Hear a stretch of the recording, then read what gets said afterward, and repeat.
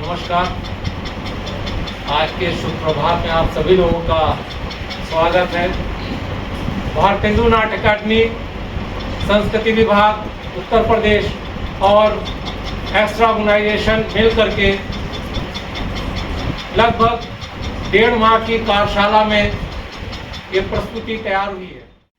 आप सबके बीच में प्रस्तुत करने जा रहे हैं नाटक अहिल्याबाई होलकर एक मंथन।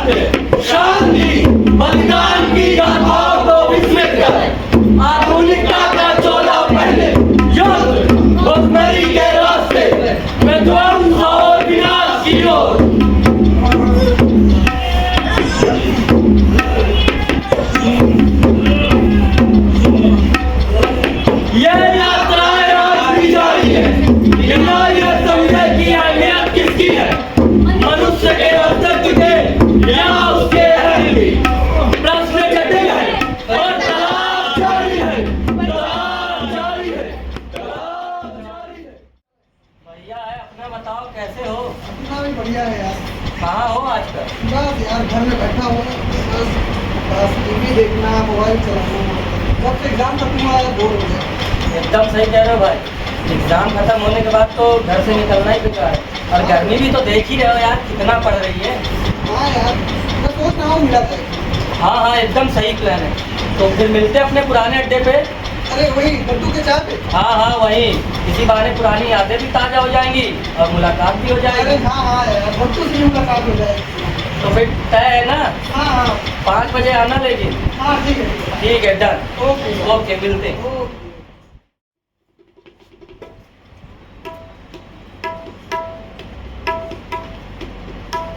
वहाँ से कभी टाइम पे आ जाएं, ऐसा हो नहीं सकता। अरे चाचा पेपर है क्या? वही लिखा है, ले लो। ये चाय की दुकान में पेपर अगर एक जगह मिल जाए तो बहुत बड़ी बात है। आज तक कभी ऐसा हुआ नहीं कि चाय की दुकान में पेपर एक जगह रखते हो और आदमी दे पाए। चाय पीने कम, पेपर पढ़ने ज़्यादा। देखिए क्या निकला है। अरे भाई आ गए जना, तुम्हारी ये रोज की आदत। कॉलेज में भी तुम कौन सा टाइम पे आ जाते थे? अरे भाई, अरे यार,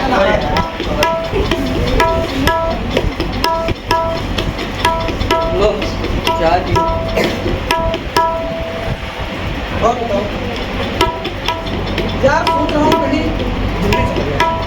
हाँ यार, ये तो एकदम सही है। चलते घूमने, वैसे भी गर्मी बहुत पड़ी है, तो एक काम करते हैं, केदारनाथ, बद्रीनाथ, अमरनाथ चलते हैं।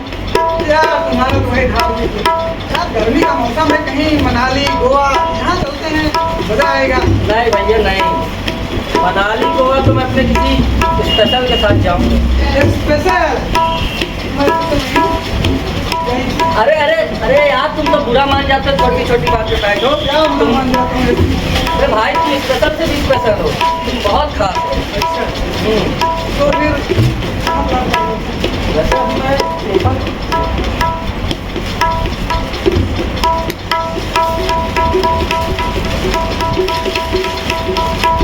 ये मैं पेपर पढ़ रहा था।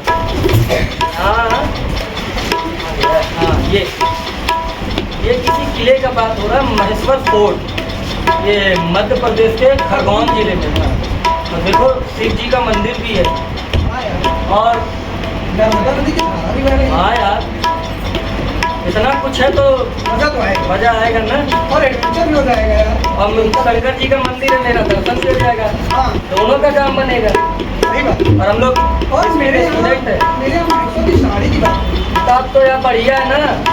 तो चलते हैं, इसी बहाने सब कुछ ठीक है। हाँ, रिसर्च भी थोड़ी कर लेंगे, हिस्ट्री के स्टूडेंट है तो डन रहा। हाँ। चलेंगे कहाँ? महेश्वर फोर्ट, चलो ठीक है।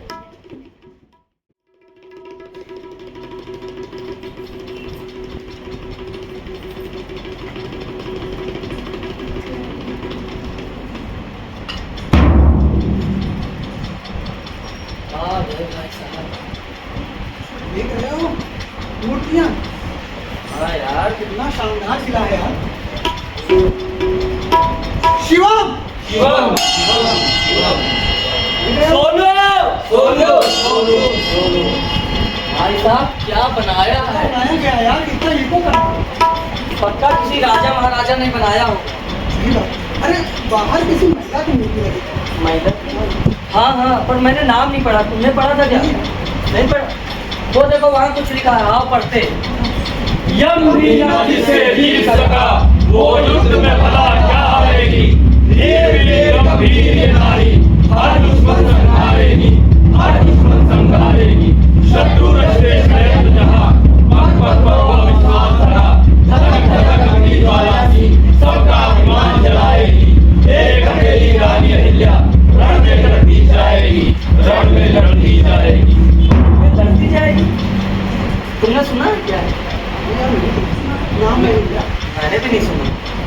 नहीं सुना, नहीं सुना, नहीं सुना। युद्ध में पुरुषों को हराने वाली महारानी अहिल्या को नहीं जानते, नहीं जानते, नहीं जानते, नहीं जानते, नहीं जानते, नहीं जानते, नहीं जानते, नहीं जानते। शताब्दी मानव साम्राज्य, कितना खूबसूरत और उत्कृष्ट है ये। यह देश खंडर और सतलुज नदियों के बीच बसा है। इसके अधिकार में मध्य प्रदेश से लेकर दक्षिण पूर्वी राजस्थान तक के क्षेत्र आते हैं। ये प्रदेश विंध्य पर्वतमाला और अरावली पर्वतों से घिरा हुआ है। यहाँ कृषि के साथ साथ खनिज और व्यापार उद्योग भी होता है। विदेशी व्यापारी भी यहाँ आते हैं और मराठाओं की विजय के बाद पेशवा सेना ने यहाँ के अलग अलग क्षेत्रों को अपने बहादुर सेनापतियों को जहांगीर के रूप में सौंप दिया। इन्हीं सेनापतियों में एक है हमारे मल्हार राव जी, बहादुर, शान और खैरवान स्वभाव के बड़े ही अच्छे व्यक्ति हैं। होलकर साम्राज्य के सूबेदार भी हैं। लोगों की देखरेख के लिए ये अलग अलग गांवों में मुहिम चलाते हैं।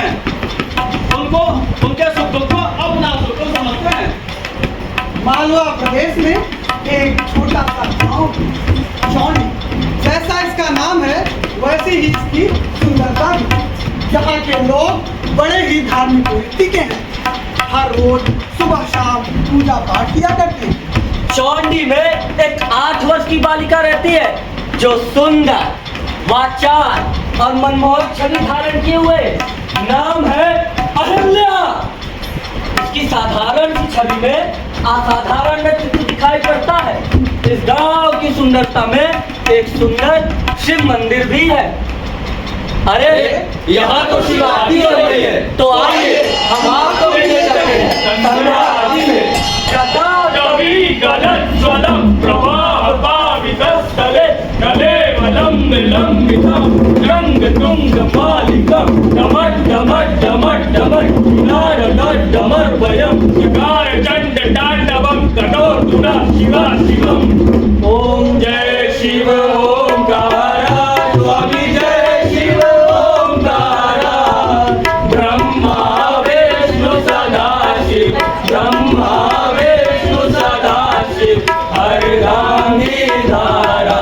ओम जय शिव ओंकारा।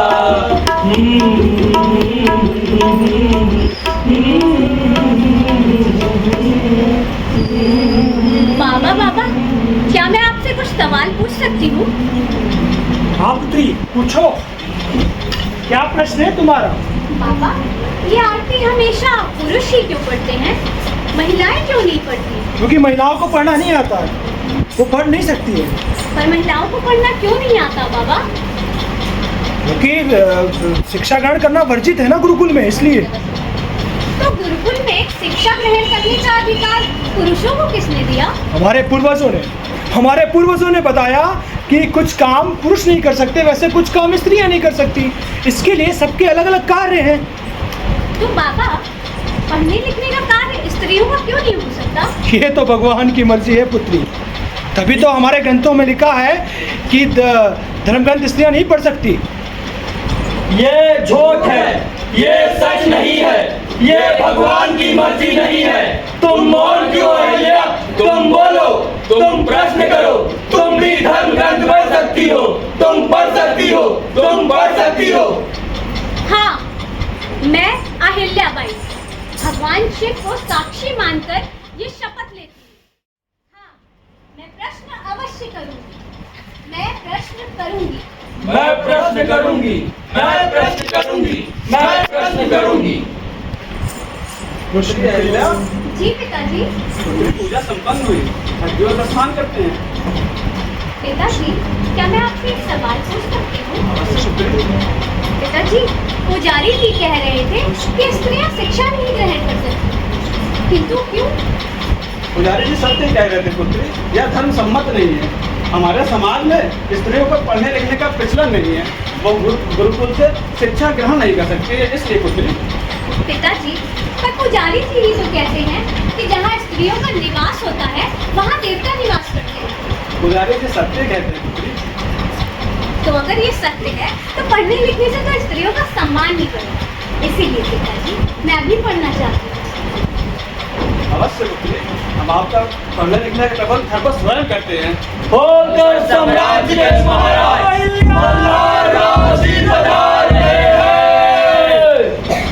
मल्हार राव जय जय जय जय मल्हार राव, मल्हार राव जय जय जय जय मल्हार राव जय जय जय जय मल्हार राव। महाराज राम, मैं इस गांव का पटेल मानको जी सिंधे आपका स्वागत करता हूँ महाराज। महाराज, मैं किस तरह आपकी सेवा कर सकता हूँ महाराज? श्रीमान, आपका गाँव तो अति सुंदर है। यहाँ देखकर ऐसा लगता है कि आपकी छत्र छाया में यहाँ के वासी अत्यंत सुखी होंगे। अतः आज रात्रि हमारा यही विश्राम का विचार है। उत्तम विचार है महाराज, हम आपका ठहरने का प्रबंध करते हैं। वैसे श्रीमान, जी महाराज। हमारा एक प्रश्न है। अभी वहाँ आरती के समय एक सुशील संस्कारी कन्या भी थी जो बेहद प्रखर बुद्धि जान पड़ती है। उसके प्रश्न कितने उत्तम एवं जिज्ञासापूर्ण थे, वो किसकी पुत्री है? महाराज, वो कन्या मेरी पुत्री अहिल्या है। स्वभाव थोड़ा चंचल है, किंतु अति गुणी एवं संस्कारी है।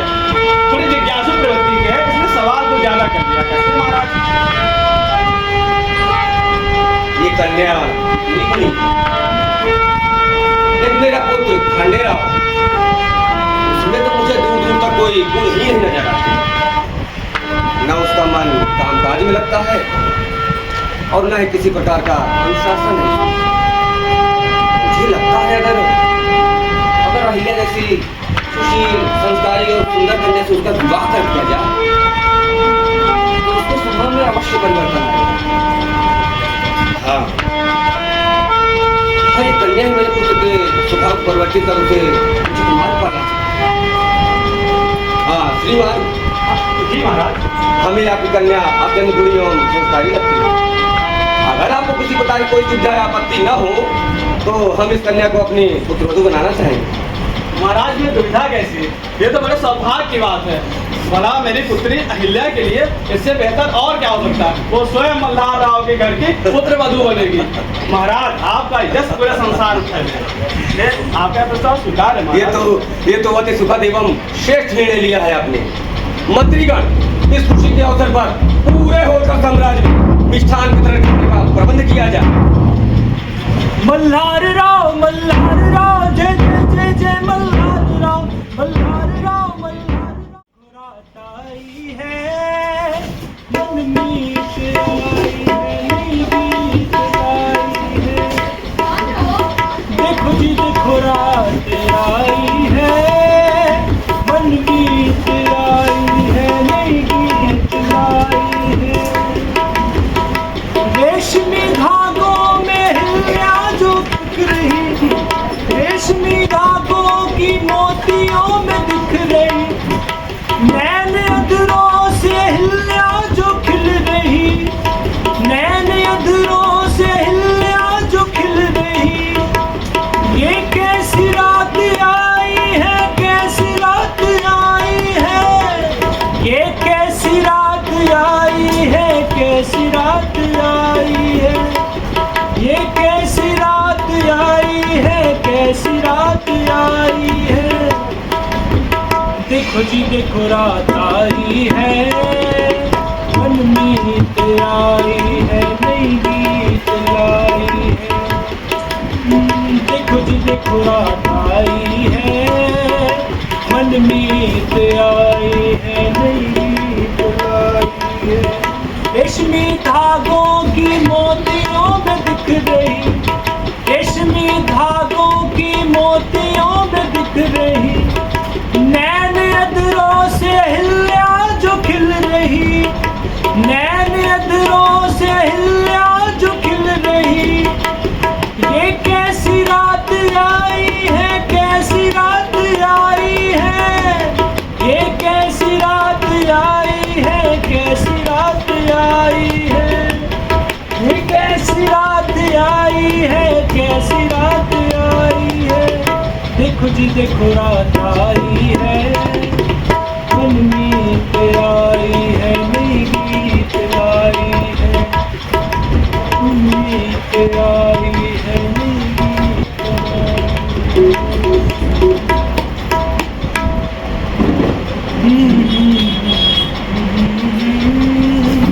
तुम्हें याद है अहिल्या, आज से 7 वर्ष पूर्व मैंने ऐसे ही तुम्हारा हाथ अपने हाथों में लिया था और तुम कैसे शर्मा रही थी।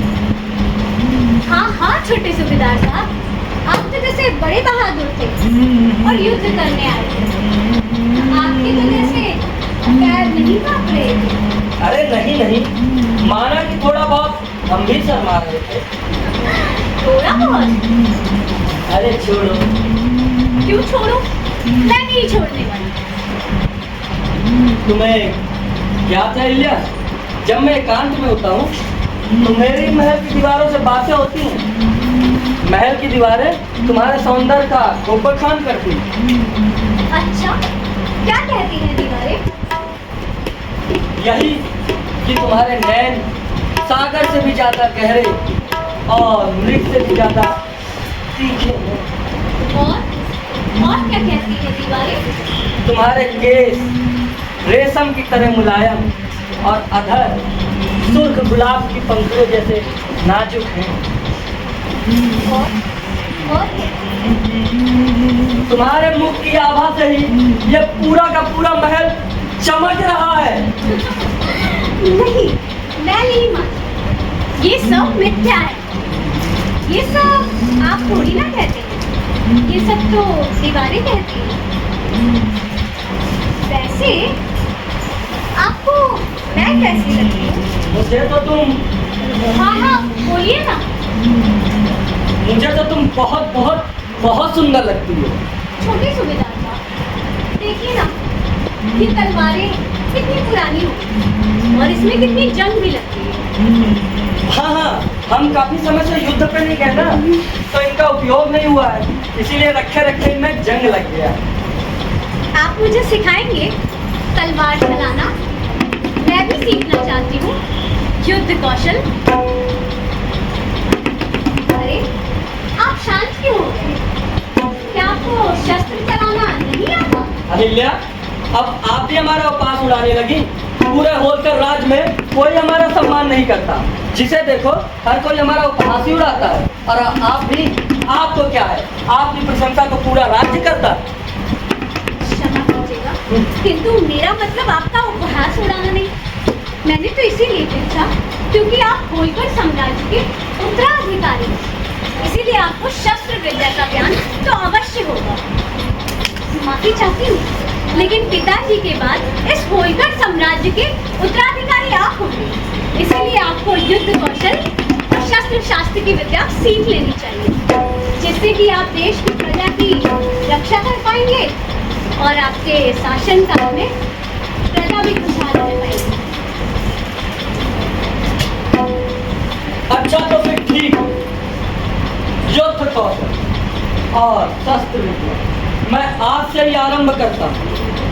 आपके साथ युद्ध। किंतु मुझे कमजोर योद्धा मत समझिएगा। हाँ, पर संभल के, कहीं मेरी तलवार की धार से तुम्हें चोट न लग जाए।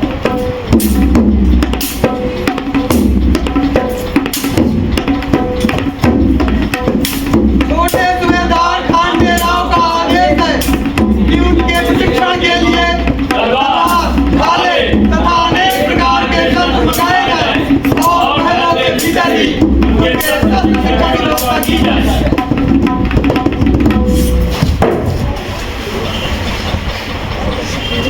युद्ध प्रशिक्षण करते हुए कई दिन हो गए, किंतु आज ही आप मुझसे अधिक प्रवीण योद्धा नहीं बन पाए। अच्छा, ये बात है, तो अब देखो तुम मेरा कौशल। अहिल्या, अहिल्या, मैं सुरक्षित हूँ। मैं तो डर ही गया था। वैसे अब तो तुम्हें विश्वास हो ही गया होगा कि शत्रुओं का मस्तिष्क मेरे तलवार की धार से बच नहीं सकता। छोटे सुबेदार खांडे राव की जय हो। आपको महाराज मल्हार राव जी बुला रहे हैं। अहिल्या, हम अभी आते हैं।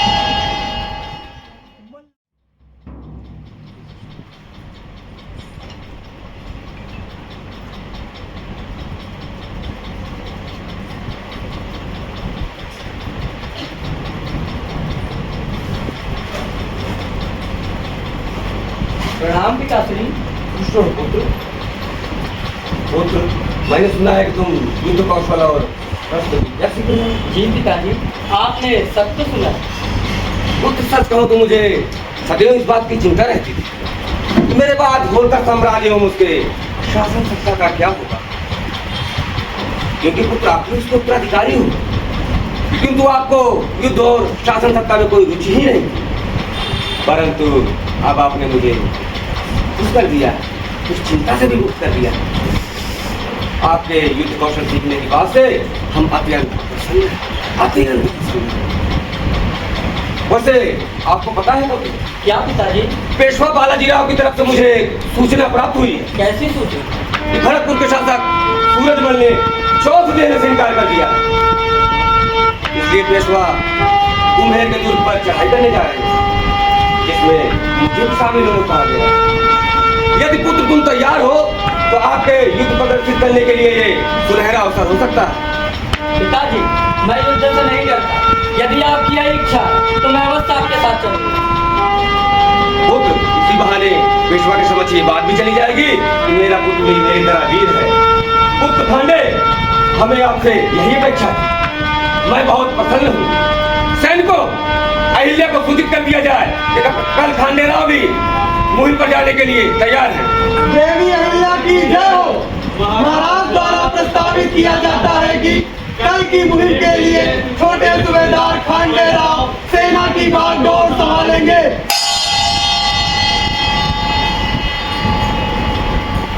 प्रणाम पिताश्री। खुश रहो पुत्री। पिताश्री, अगर आपकी अनुमति हो तो मैं कुछ प्रस्ताव रखना चाहती हूँ। बिल्कुल पुत्री, कहो क्या प्रस्ताव है आपका? पिताजी, क्या इस मुहिम में मैं भी आप सभी के साथ चल सकती हूँ? नहीं पुत्री, ये मुहिम जोखिम भरा होता है, आपके लिए खतरों भरा हो सकता है। लेकिन पिताश्री, थोड़ा बहुत युद्ध कौशल तो मुझे भी आता है। मैं चुनौतियों को स्वीकार करती हूँ। मैं युद्ध में भाग लेना चाहती हूँ ताकि कल स्त्री समाज के लिए प्रेरणा बन सकूँ। और मैं ये भी चाहती हूँ कि कल स्त्री एक योद्धा बन पाए और शस्त्र शास्त्र की विद्या ग्रहण करे। पुत्री अहिल्या, यदि आपका यही विचार है तो हमें आपका प्रस्ताव स्वीकार है। सैनिकों, मुहिम की तैयारी की जाए।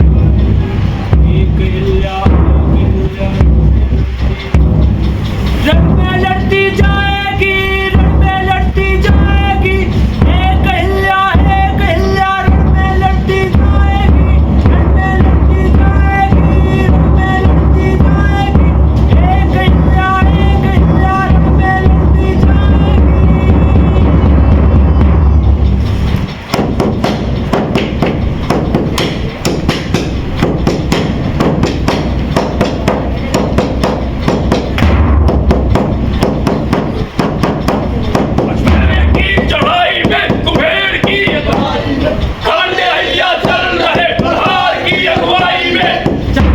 शीघ्र करो, अन्य तुम अहिल्या के साथ सैनिक की दूसरी टुकड़ी की अगुवाई करो। और क्या पिताजी, चलो सैनिकों। हर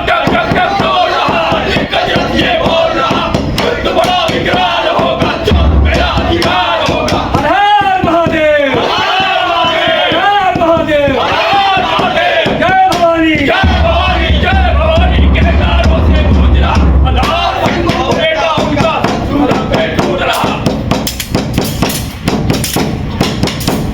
कुम्भराज के राजा सूरजमल ने युद्ध रणनीति में तोपों का जाल बिछाया। ये क्या, सूरजमल महल के उत्तरी दिशा में दिख रहा है। ये उत्तम अवसर है अपने पिताजी के समक्ष अपनी योग्यता सिद्ध करने की। परंतु उससे पहले मुझे अहिल्या और अपनी सेना को सावधान करना पड़ेगा। सैनिकों, संभल कर युद्ध करना। अहिल्या, संभल कर युद्ध करिएगा। आप भी संभल कर युद्ध कीजिएगा।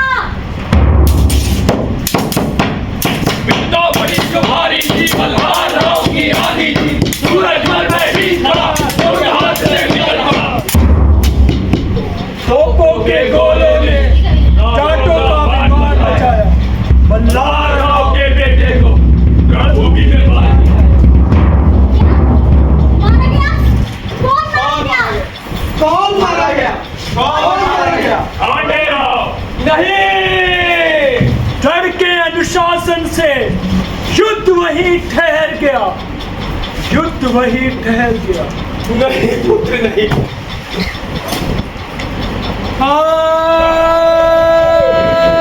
नहीं पुत्र, नहीं।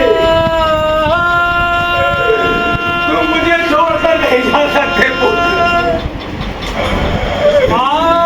मैं नहीं जी पाऊंगा तुम्हारे बगैर पुत्र, मैं नहीं जी पाऊंगा। तुम क्यों चले गए? इससे तो अच्छा होता तुम्हारी जगह मैं ही मारा गया होता। भगवान का भी एक ऐसा अन्याय है। इस उम्र में उसके पुत्र को अपने पिता को कंधा देना चाहिए था। वो मुझसे मेरे जवान बेटे की अंतिम बात।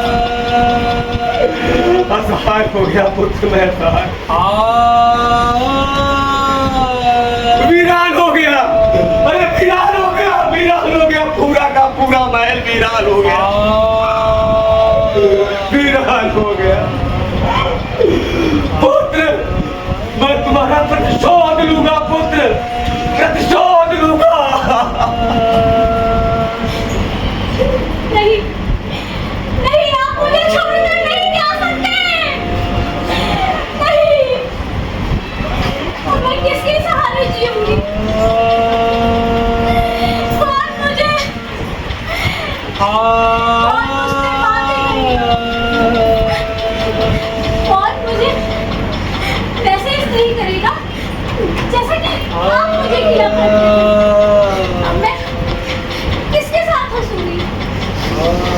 मुझे क्यों छोड़कर चले गए? क्या मैंने कुछ गलत किया था या फिर मेरी कोई गलती थी? करुण पुकार पिता के हृदय से रह कर निकलती थी। बिलख बिलख अहिल्या भी रणभूमि में रोती थी। करुण पुकार पितृ हृदय से रेटी से निकलती। बिलख बिलख के अहिल्या भी रणभूमि में रोती जाती।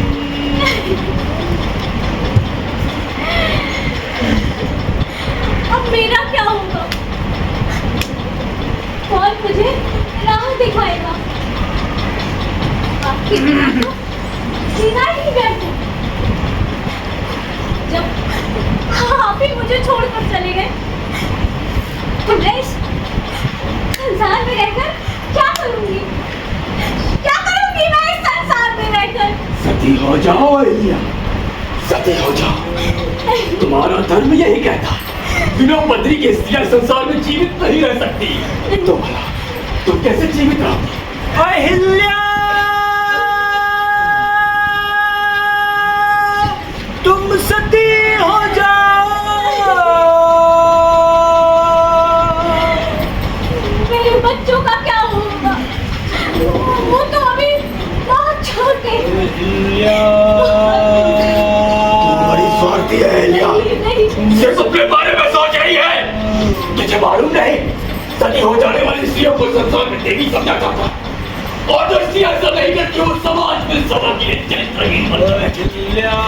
तुझे क्या लगता है कि तू रानी है, तुझे सती नहीं होना पड़ेगा? ये तेरी सबसे बड़ी भूल है। समाज के नियम प्रजा के लिए ही नहीं बल्कि राजा के महलों तक भी होते हैं। तुझे सती होना पड़ेगा। हाँ हाँ होना पड़ेगा।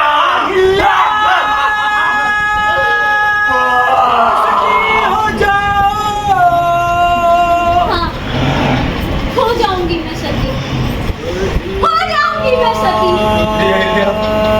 मुझे तो अभी तक विश्वास नहीं हो रहा है। सती हो शांति अब नहीं रहे। मुझे पता है ये आपके जीवन का सबसे बड़ा आघात है।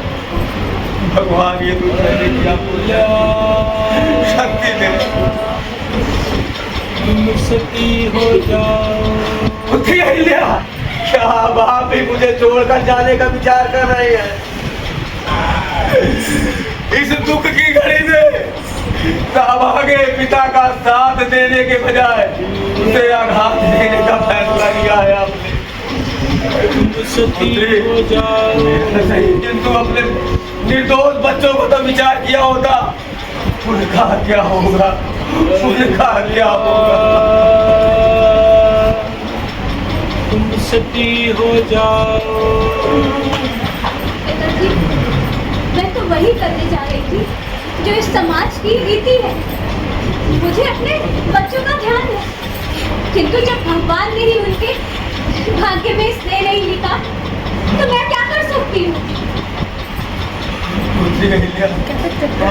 ये सच है कि खाने को बुलाया नहीं जा सकता, लेकिन इस विपदा की घड़ी में आपको धैर्य और साहस से काम लेना होगा।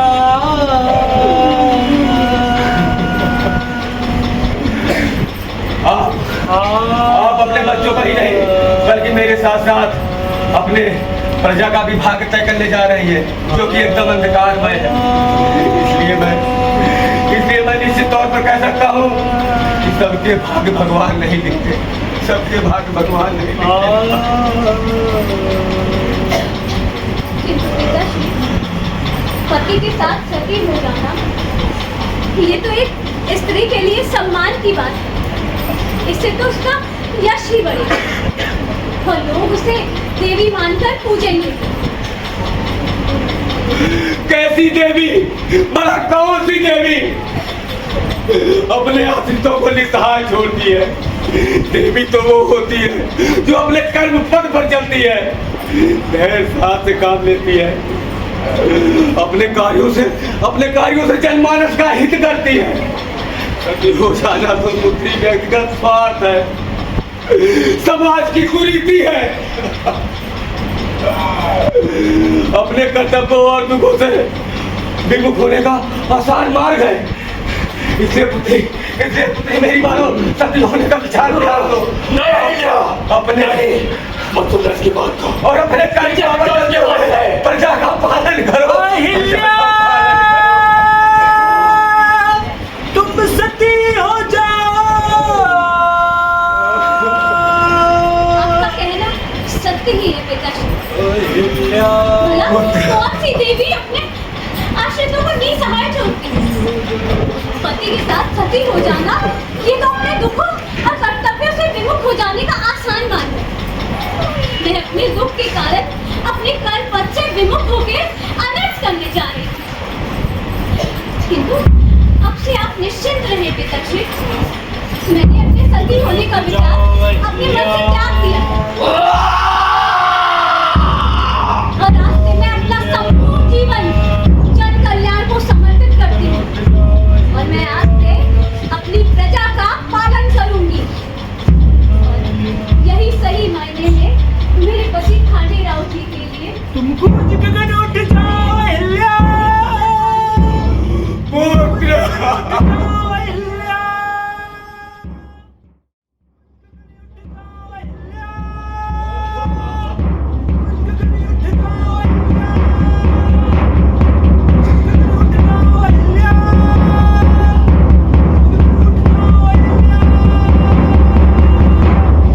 समय का पहिया घूमता रहा।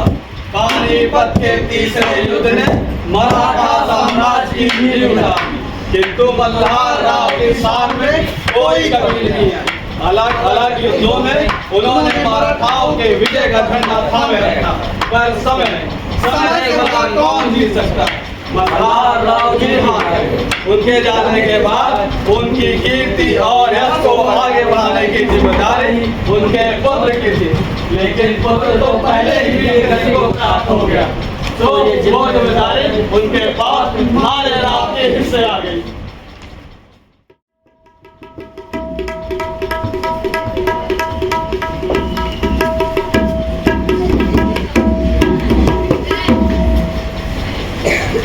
अब यह जरूरी थोड़ी है कि राजा का बेटा राजा ही बनेगा।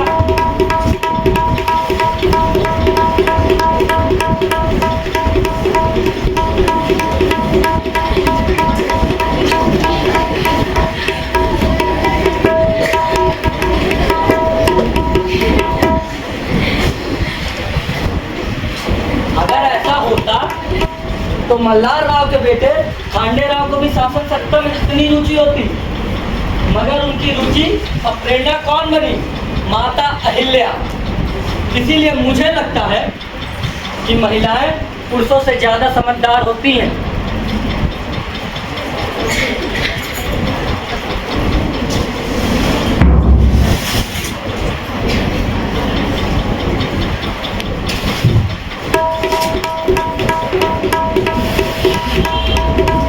बुरा लग रहा है क्या? यहाँ बैठे पुरुषों को बुरा लग रहा है, पर अरे हम आपकी बात नहीं कर रहे हैं, हम तो माल्य राव की बात कर रहे हैं। पेशवा ने उन्हें होलकर सम्राट का सूबेदार तो बना दिया, पर मेरी तरह उन्हें भी वो कमतल ही समझते थे, इसीलिए अहिल्याबाई को उनका संरक्षक बना रखा। विराट कहते महावीर मल्हार राव जी दरबार में पधार रहे हैं।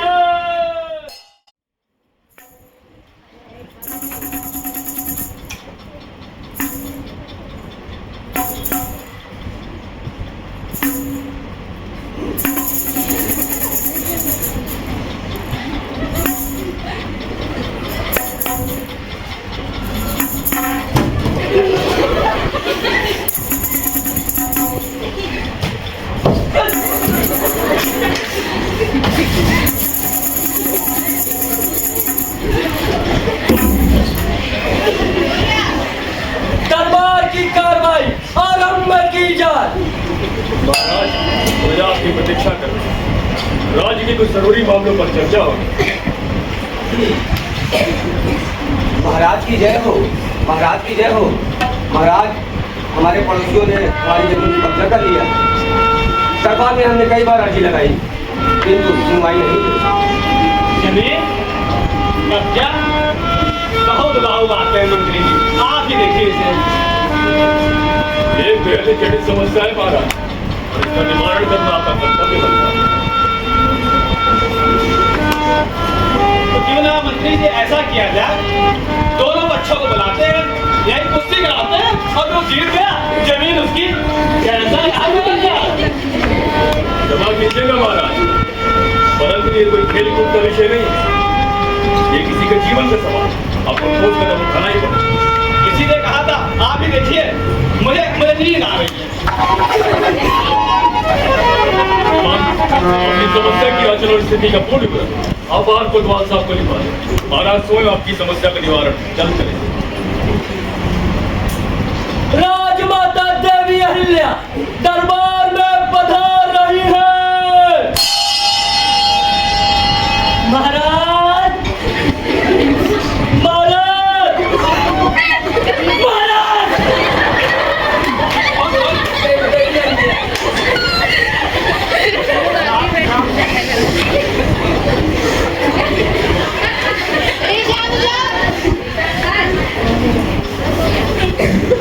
मंत्री जी, राज्य एवं प्रजा की स्थिति कैसी है? उम्मीद है कि मालेगांव कुशलता के साथ सत्ता का संचालन एवं प्रजा का पालन कर रहे होंगे। अवश्य राजमाता, राज में तो सब कुशल मंगल है। किंतु क्या?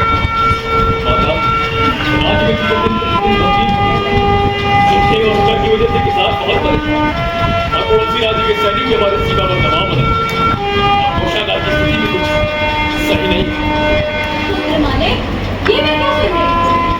आखिरी दिन में राज्य की ऐसी स्थिति। शीघ्र ही कोई ठोस एवं उचित कदम उठाकर सभी समस्याओं का निवारण कीजिए। अवश्य माता। मंत्री जी, आज कुछ ब्राह्मण देव को आमंत्रित किया गया था। दान दक्षिणा के लिए। कहाँ है उनसे? आपकी प्रतीक्षा कर रहे हैं। उन्हें सूचित किया जाए कि राजमाता दरबार में पधार चुकी है। सैनिकों, ब्राह्मण देव को अंदर भेजो। आइए ब्राह्मण देव।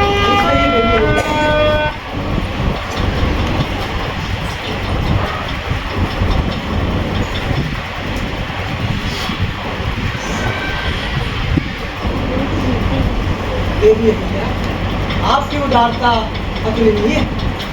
आपका ये दान मेरे लिए ईश्वर की प्रसाद की तरह है। मैं आपके उज्जवल भविष्य की कामना करता हूँ। कल्याण हुआ। सेवक, मैं तो काम बोला था वो कर दिया है। पर महाराज, अगर देवी अहिल्या को पता चला मेरी तो तुम उसको छोड़ो, तुम्हें जो कहा गया वो करो। जो आज्ञा महाराज।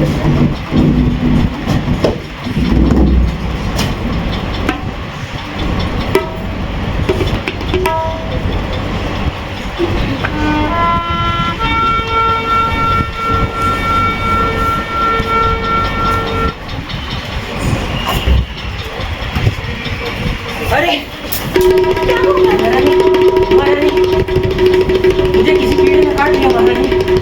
क्या? ये कैसे हो सकता है? महारानी, वो देखिए, वो बिच्छू, ये बिच्छू किसने मेरी थैली में डाला महारानी? क्या? सच बताओ, ये किसने किया? हमारे यहाँ तो कभी कभी ऐसा नहीं हुआ। ब्राह्मणों का अपमान करना पाप होता है। महारानी, मैंने मालेगांव के सेवक को पूछने में कुछ चाहते हुए देखा, लेकिन इसमें क्या तो नहीं जाना। महारानी, यह जरूर किसी की सलाह है, नहीं तो मेरी किसी से दुश्मनी भी नहीं। मुझे अब खेद है बाबा। आप निश्चिंत रहिए। मालेगांव, क्या आपने ये नीच काम किया है? नहीं माता, ये मंत्री महोदय झूठ बोल रहे हैं। मैं तो बचा खड़े खड़े देख रहा हूँ। मालेगांव, आप झूठ बोल रहे हैं। आपकी आंखों में ये शरारत अभी मुझे लगी है। मैं जानती हूँ कि ब्राह्मणों को दान देना आपको पसंद नहीं, लेकिन इस तरीके का घिनौना काम करके आपको क्या मिला? मुझे मजा आता है। ये ब्राह्मण ढोंग करते हैं, आपका धन लूटते हैं। संस्कृति का हिस्सा है। आपको इसमें मजा आता होगा कि किसी को डांटो। क्या यही आपकी शिक्षा है मालेराव? माता, मैं आपके साथ धार्मिक नहीं हूँ। मैं जब भी कुछ करता हूँ आप रोकती हैं, टोकती हैं। मैं आपको टोकती हूँ क्योंकि आप गलत मार्ग पे जा रहे हैं। मैं ये दान अपनी श्रद्धा और विश्वास से देती हूँ। इसमें आपको बिल में डालने या इसमें रोकने का कोई अधिकार नहीं। आप मेरी पुत्र जरूर, इसका ये मतलब नहीं कि आपको जो जी में आए वो करेंगे आप। आप अभी ही ब्राह्मण से क्षमा मांगिए और भविष्य में ऐसी हरकत दोबारा करने की सोचिए कभी। माफ कर दीजिए ब्राह्मण देव।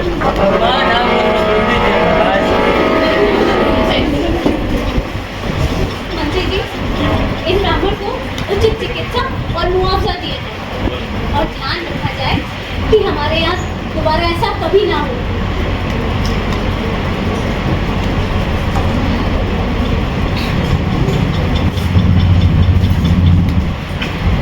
मैं जानती हूँ कि मेरे पुत्र का हृदय शुद्ध नहीं, किंतु मैं एक माँ होकर ही अपने पुत्र का त्याग कैसे करूँ? कैसे करूँ? भगवान उन्हें सही राह दिखाए।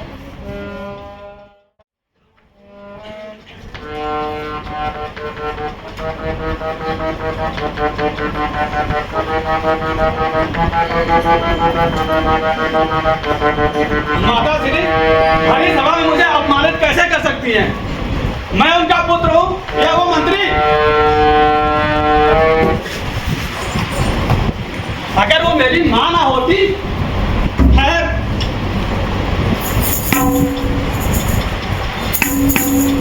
वैसे उस ब्राह्मण का क्या हुआ होगा? जरूर मर गया होगा। जितने जहरीले बिच्छू ने जो काटा था जरूर मर गया होगा। महाराज की जय हो, महाराज की जय हो। हाँ सेवक। महाराज, वो ब्राह्मण अभी भी जीवित है। जीवित है? जी महाराज। कैसे? जड़ी बूटी वाले वैद्य ने उसका सही समय पे उपचार कर दिया महाराज। जड़ी बूटी वाले वैद्य माता को तो बस धर्म का सोचते रहते हैं, जब देखो तब दान पुण्य किया करती हैं। और ये जड़ी बूटी वाले वैद्य, इनका कुछ करना होगा।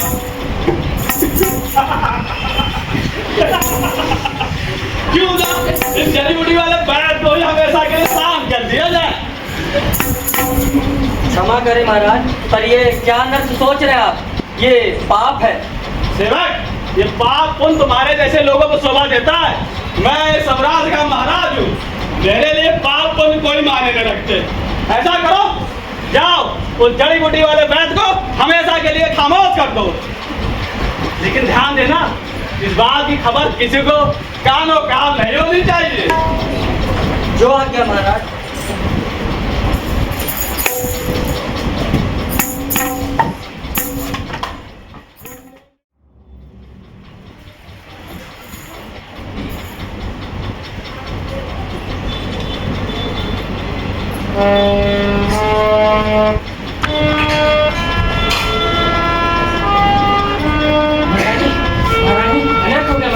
क्या हुआ? महारानी, वो जड़ी बूटी वाले वैद्य को हाथ लग गया। किसने? आप मेरी जान बख्शे तो महाराज मालेराव, मेरे पुत्र मालेराव ने उसे मारा। मंत्री जी, मैं आदेश देती हूँ कि मेरे पुत्र मालेराव को अभी यहाँ लाया जाए, बांध कर।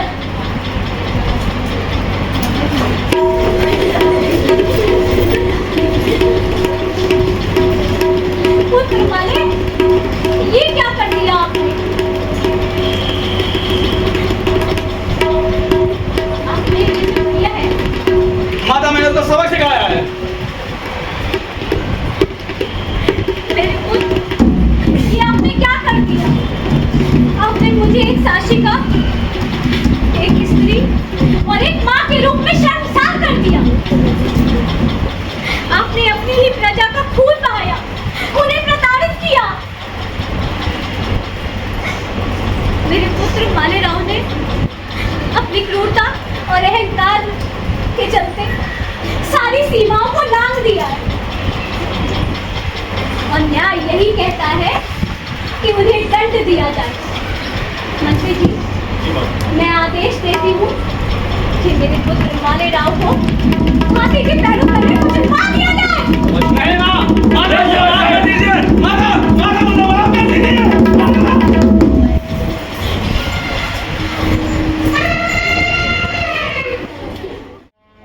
न्याय और करुणा की देवी राजमाता अहिल्या के जय। न्याय और करुणा की देवी राजमाता अहिल्या के जय। न्याय और करुणा की देवी राजमाता अहिल्या के जय। न्याय और करुणा की देवी महारानी अहिल्या के जय। न्याय और करुणा की देवी महारानी अहिल्या के जय। न्याय और करुणा की देवी राजमाता अहिल्या के जय। न्याय और करुणा की देवी महारानी अहिल्या के जय। न्याय और करुणा की देवी राजमाता अहिल्या के जय। रण में लड़ती जाएगी, रण में लड़ती जाएगी, एक अहिल्या, एक अहिल्या, रण में लड़ती जाएगी, रण में लड़ती जाएगी, एक अहिल्या, एक अहिल्या, रण में लड़ती जाएगी। हाँ, मैं अहिल्या बाई होलकर। आप सभी सोचते होंगे कि मैं एक शासिका हूँ, बड़े से महलों में रहती हूँ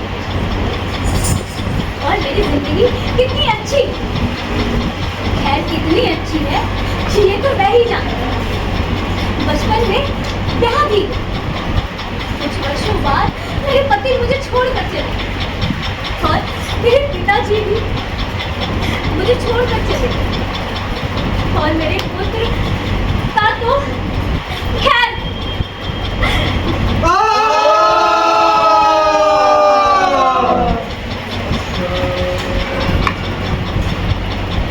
एक स्त्री का उसके पति के बिना जीवन कैसा होता है ये तो आप सभी जानते ही होंगे। शायद इसीलिए इसमें अब सती नहीं आसान लगता है।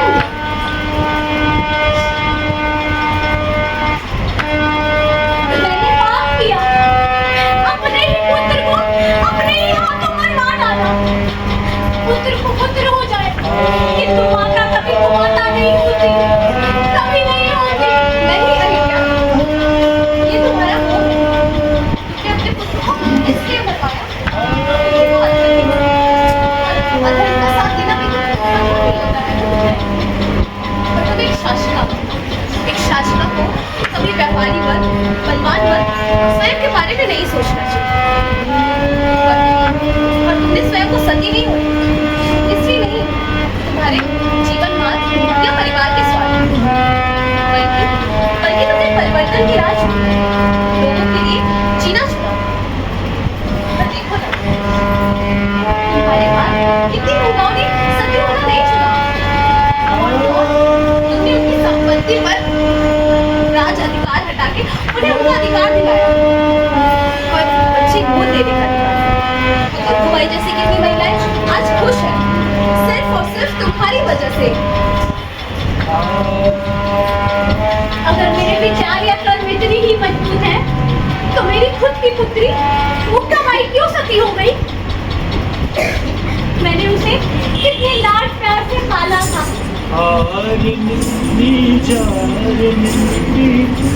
जंगल पक्के में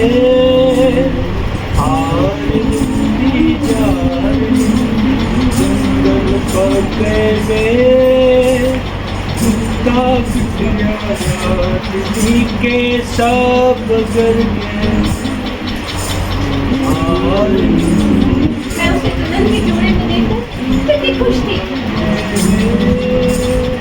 मेरी आंखों के सामने सब धुंधला पड़ गया है, मेरे शब्द कहीं खो गए हैं।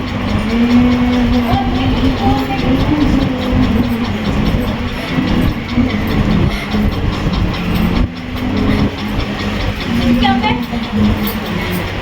एक माँ होकर भी अपने पुत्र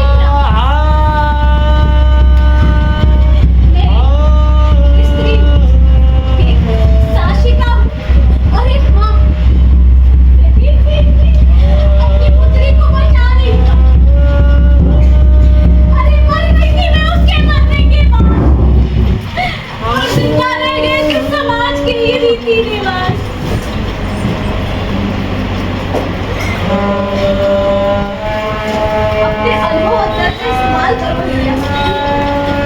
अनुभव आधारित ज्ञान ही सबसे बड़ा ज्ञान होता है। हाँ, मैं समझ सकती हूँ। मगर समाज की कुरीति को कितनी जल्दी मिटाया भी नहीं जा सकता।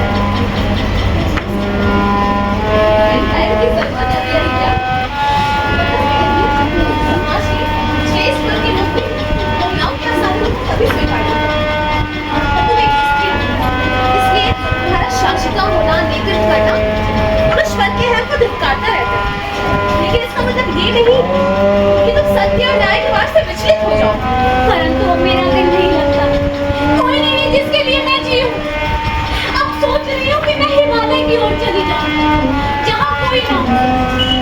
मुझ में अब और युद्ध करने की हिम्मत नहीं बची। कितनी स्त्रियां विधवा हो जाती हैं, कितने पुत्र अनाथ हो जाते हैं। मेरी तरह एक युद्ध से सब खत्म हो जाता है। नहीं अहिल्या, तुम अपनी प्रजा की ओर देखो। हमारे शासन में कितनी खुश और समृद्ध है। तुमने उनके आपसी संपर्क के लिए डाक व्यवस्था शुरू किया और जनता के ऊपर से कर का भार कम किया। देखो, हमने विधवा महिलाओं को उनकी संपत्ति का अधिकार दिलाया और धर्म प्रचार के लिए मंदिरों का निर्माण करा और धर्म परायण का सिद्धांत सिखाया। और तुम्हारे हिमालय चले जाने के बाद जो भी यहाँ राज करेगा, राजकोष में वृद्धि के लिए कर बढ़ाएगा और इन पे अत्याचार करेगा। इसलिए मेरी बात मानो भैया, जब तक जियो इन्हें अपनी संतान समझो और इन्हीं के लिए जियो। यही तुम्हारा कर्म है। इसे चाहे तुम अपना स्वार्थ समझो या कर्तव्य मानो, लेकिन इन्हें अनाथ मत छोड़ो भैया, मत छोड़ो। तुम सही कहती हो अहिल्या। इस संसार में नाना प्रकार के लोग हैं। किसी को अपनी उच्च जाति का एहम है, उच्च जाति का है, उच्च जाति का है, उच्च जाति का है। तो किसी को अपने धन का, धन का, धन का, धन का, धन का। किसी को अपने ज्ञान का एहम है, ज्ञान का है, ज्ञान का है, ज्ञान का है। तो किसी को अपने बल का, बल का, बल का, बल का। हर किसी को किसी न किसी बात का एहम है। फिर भी नियति उसको नहीं सताती जो मनुष्यता के अस्तित्व, उसकी पीड़ा, उसके वजूद के लिए अपना सब कुछ दांव पर लगा देते हैं। गाँव पर लगा देते हैं, गाँव पर लगा देते हैं, गाँव पर लगा देते हैं। नियति उसके रास्ते और जटिल करते हैं। और जटिल करती जाती है, और जटिल करती जाती है, और जटिल करती जाती है। मेरा अस्तित्व ये तय नहीं कर पा रहा कि आखिर अहमियत है किसकी, मनुष्यता के अस्तित्व की या उसके अहम की। प्रश्न जटिल है, प्रश्न जटिल है।